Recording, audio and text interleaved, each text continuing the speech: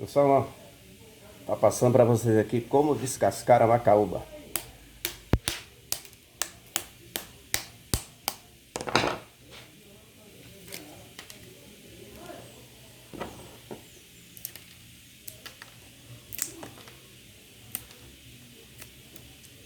Dá uma pancadinha aí no coco, na macaúba.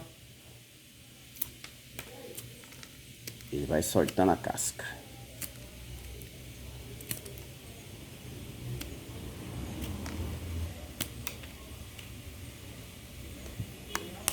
Tá mais madeirinha, sai com mais facilidade.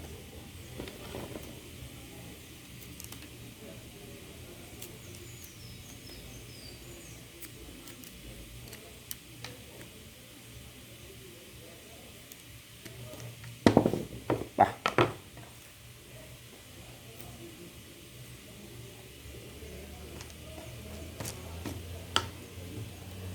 Agora vamos tirar a polpa, vamos cortar.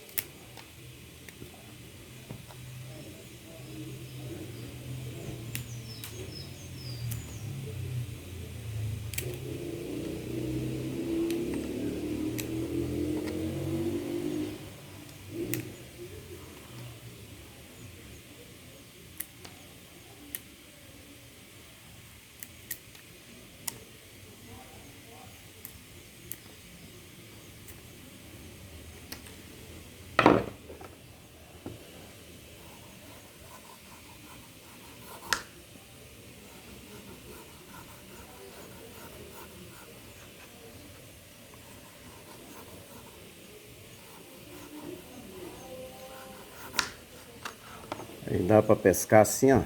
Macaúba é usada na pesca de pacu, tanto em rios, represas e pesqueiros.